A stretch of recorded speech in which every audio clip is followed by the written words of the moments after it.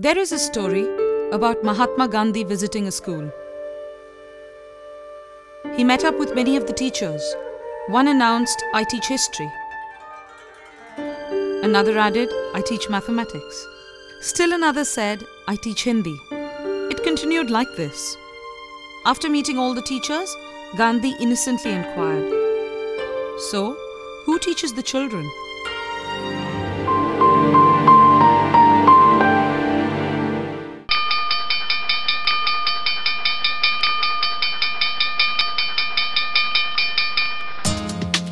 A child's world is largely defined by early experiences, by what is learnt in school. So, what do they learn? Often children with disability go to special schools. Girls go to girls' schools. Minority groups go to minority schools. And when these children grow up, they often continue to see the world in these watertight compartments, with little familiarity, understanding or acceptance of anyone outside their own little world. Which is why worldwide, inclusion is being accepted as the best approach for education. A school for all, irrespective of gender, socio-economic status, religion or ability. Inclusive education का ये मतलब है कि शिक्षा को इस तरह से तैयार करें जिसमें हर बच्चा सफल बने. An inclusive school does not help any single category of children. It benefits every child. Because every child has something to learn or share with another. Because every child needs to accept and respect differences. Sounds utopian, doesn't it? Can it actually happen? How will it work in a class with children with varying interests and varying attention spans, where every child has a unique learning style?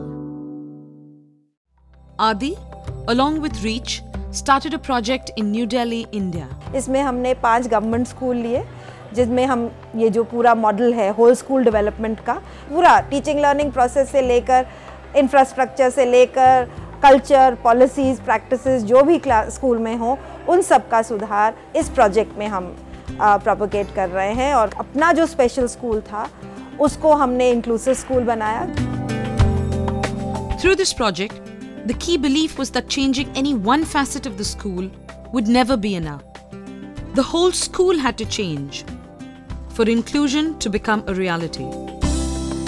It was an ambitious thought. The reality, however, was daunting.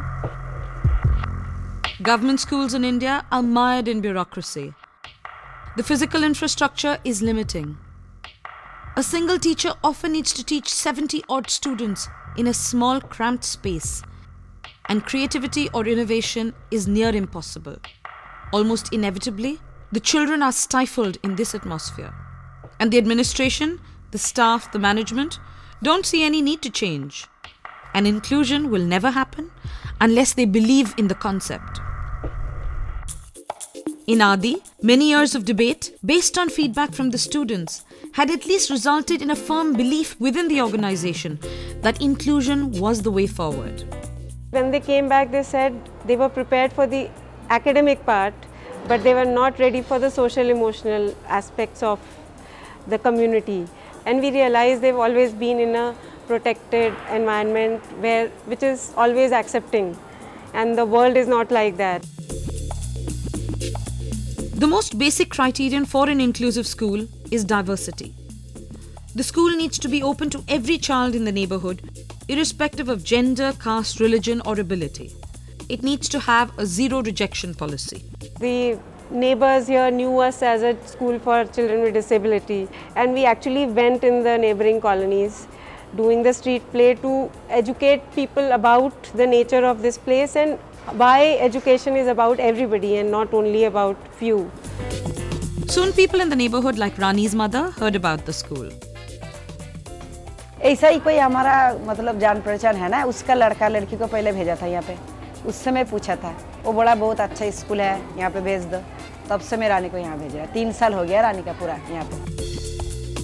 There was an interesting fallout when children from varied backgrounds joined the school. Many parents with children with disability were not happy with this shift. They thought that their children would not get the requisite attention in a mixed school. Other parents did not like their children studying with children with disability or poorer children. For the first time, the school saw children being withdrawn. At the end of 3 years, the school has an interesting mix of children. It does have a higher disabled-non-disabled ratio than is expected in an inclusive school. But this may be necessary till every school admits children with disability. The 5 government schools had almost no children with disability. 2 had a disproportionately low number of girls. Admission drives were held to give information to make the admission process easier. However, there were still many children out of the schooling system, like Saurabh. गौरव भाई के साथ उसको school में डाल दिया। वहीं ये सिर्फ 5-6 महीने पढ़ा। उसके बाद वहीं इसको फिर सीज़र आते थे, रेगुलर आते थे सीज़र, तो वहाँ के स्कूल के प्रिंसिपल ने मतलब इसको निकाल दिया स्कूल से कि हम मतलब इस बच्चे को नहीं रख सकते यहाँ। Saurabh has been out of school for many years, since the school does not know how to cope with his condition. At the age of 8, he still goes to a play school instead of the school that his siblings attend. But it is difficult for children like Saurabh to return to school because they are older and require additional inputs before they can rejoin the neighborhood school. हाँ, इच्छा तो उसके अंदर जागृत है कि मैं भी स्कूल जाऊँ और बच्चों की तरह मैं भी करूँ। But just being in a school is not enough. For inclusion to work, the school also needs to provide education of a certain quality. We need to raise the bar and improve the standard of teaching learning in every school. But how does this work in an inclusive class? You know, any class anywhere in this world would be an inclusive class because you have children belonging to different cultural backgrounds, different socio-economic, whatever, status. You have children with different interests, different personalities. So I would really feel that, you know, different cognitive levels. So I would really feel that any class would be an inclusive class. Each child may be different, but our education system does not take into account all these differences. It is structured around a generic average child, not for the variety that exists in any classroom. So how is the teacher going to work out a system by which she can reach every child? She first needs to understand the home context of the child. She needs to make the parents part of the process. Most schools do involve parents, but in a perfunctory manner.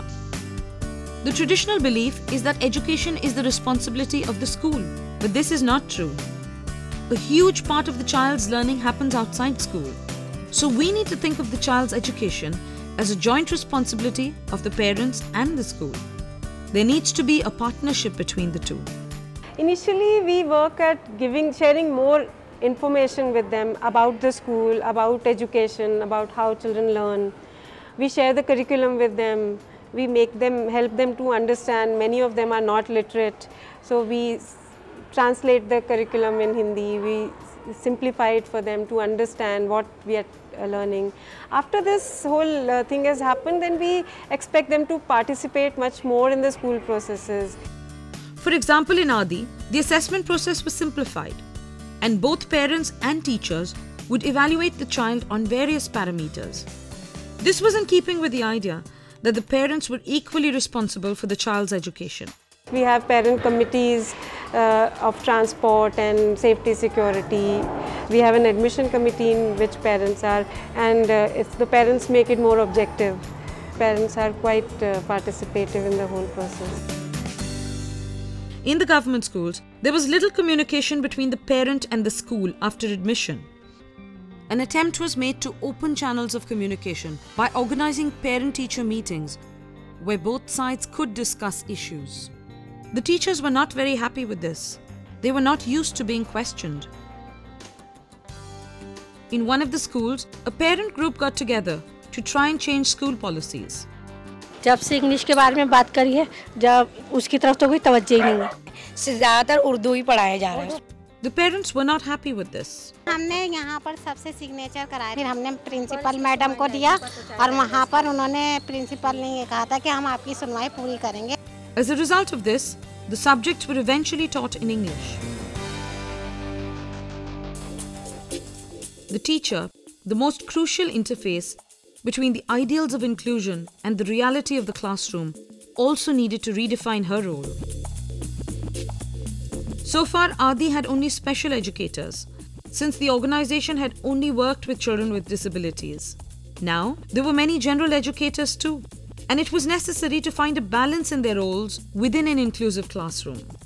Initially, there was this kind of a divide, which wasn't conscious, but unconsciously it used to happen. I found that the special educators were not very comfortable teaching in a group. They were much more comfortable teaching smaller groups or maybe in a one-to-one, and whereas I wasn't comfortable teaching a single child. Like the special educators used to focus more on the children with disability, and the general educators used to focus on the larger group. It took me about 6 months to settle down. Then of course it was like all children are children. Every child is special in her or his terms.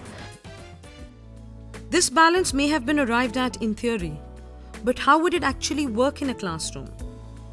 It is important to realize that academics is not the sole focus of the class. It covers other areas of development as well, like socio-emotional development, communication, age-appropriate behavior and all. But even taking this into account, how is Sheetal going to handle the diverse group of children in her classroom? She tries to work in innovative strategies and creative teaching aids into the detailed lesson plan she works out in advance for the class. She makes sure that there are adequate volunteers to support and help each child. She also works in individual goals for each child. We work out different goals for different children. So they are just not compared on the basis of what the other child is doing or what is the average expected of class 1. It's basis of the potential of every child. Priyanka's thing was that she requires physical support while sitting. I had a discussion with her yesterday. So in that I came to know what all things she would like to share about this topic, and so I made those strips which had sentences on it, and so she was able to participate today. And we also used peer helping her out while doing that modeling. Pooja is a child who can keep up with the class easily academically. If she is able to complete whatever the task was given, and apart from that she is gaining कि किस तरह से उसको प्रियंका की help करनी थी या कहाँ पर उसको लगा कि शायद उसको इस चीज़ में मुश्किल आ रही है तो वहाँ पर वो सपोर्ट कर सकती है. It wasn't limiting her potentials. I felt it was more of an upward growth there. Sarthak is a child who gets restless and he likes to move around. Initially we used to have him sit at a distance and try out an activity, and gradually we used to reduce the distance, and finally like today you saw he was the part of the group and he did perform that paper tearing and pasting activity. For Raghav it was the goal of even if he sits for 4 to 5 minutes with an adult supervision, then that was the achievement for him. Even though if he is not at par academically, he is learning and gaining a much more thing like being a part of the collaborative group. It benefits all the children because children are different in all terms, and I feel somewhere or the other they are complementing each other.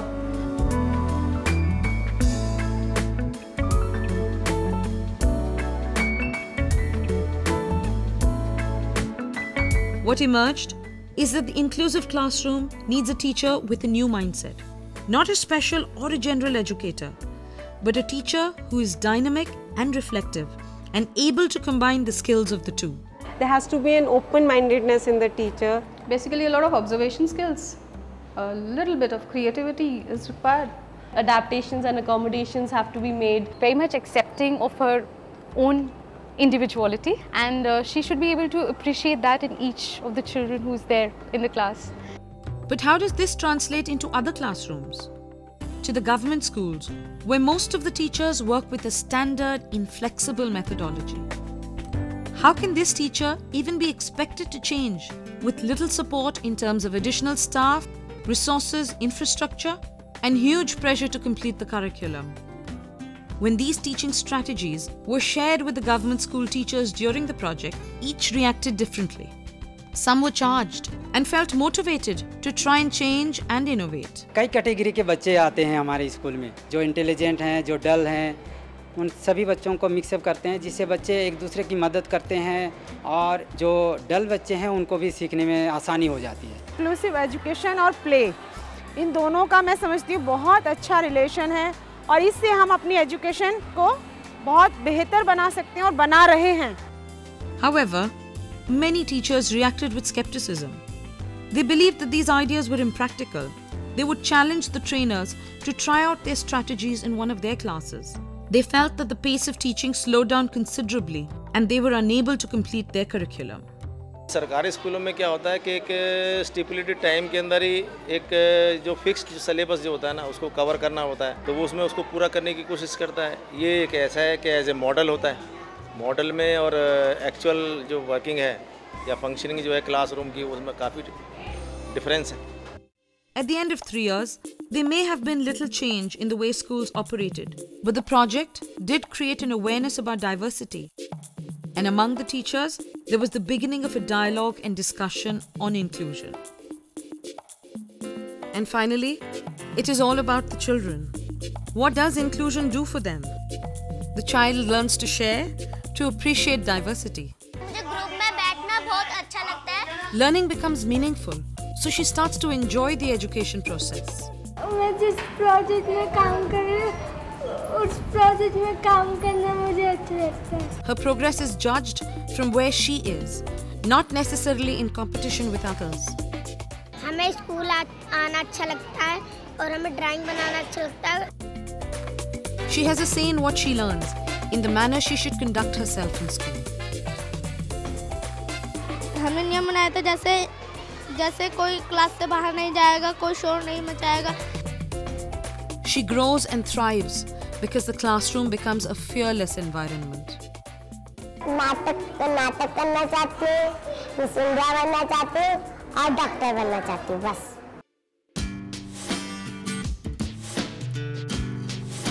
It is clear that creating an inclusive school needs to be a dynamic, constantly changing process of evolution. It is not going to be easy because it involves a new way of looking at education. But once everyone involved in the process believes that this is the right way forward, all of this can be worked out. And what our fragmented world needs is our children to live with differences, to see the infinite variety around us, not as a source of conflict, but as part of the mosaic of life.